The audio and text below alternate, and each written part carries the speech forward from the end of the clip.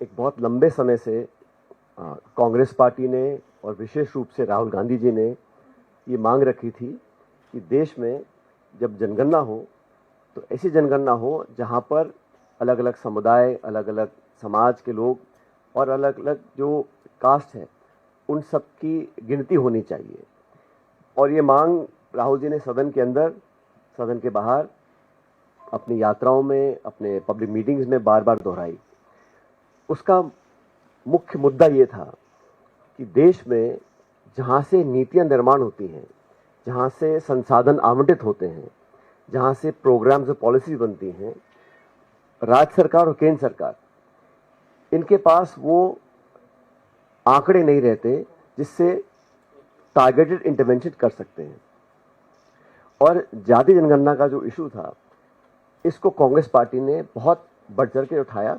इसीलिए उठाया था कि हम इस बात को जान सकें कि देश के किस कोने में किस समाज के लोग किन हालात में रह रहे हैं, उनकी शैक्षिक, सामाजिक क्या परिस्थितियां हैं, क्या वो लोग, समाज का वो तबका सरकार के दी गई नीतियां, बजट, पैसा, सुविधाएं, स्कीम्स, प्रोग्राम्स, क्या वो लाभ उठा पा रहे हैं कि नहीं उठा पा रहे हैं।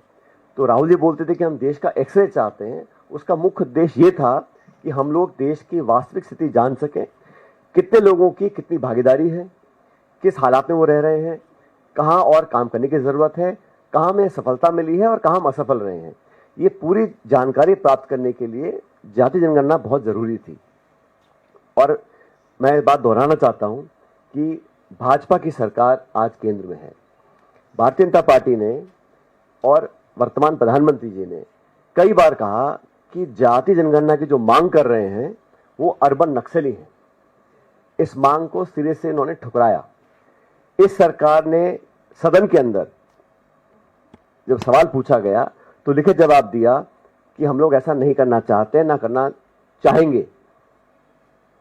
तमाम विरोध के बावजूद जब देश में भाजपा और सरकार को लगा कि अब देश जागरूक हो चुका है और हम जो मांग कर रहे हैं वो ऐसी मांग है जिसको आप बहुत दिन तक वो ठुकरा नहीं सकते हैं, तो अचानक सरकार ने जाति जनगणना को स्वीकार किया और हमारी मांग को माना।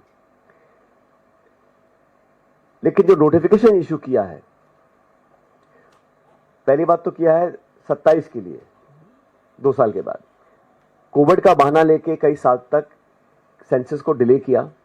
अब जो कास्ट सेंसस है उसमें भी कहीं ना कहीं मुझे नियत में हम सब लोगों को शक है कि ये सिर्फ बात को टालने के लिए और अपना वादा पूरा ना करने की पूरी भूमिका बांध चुके हैं।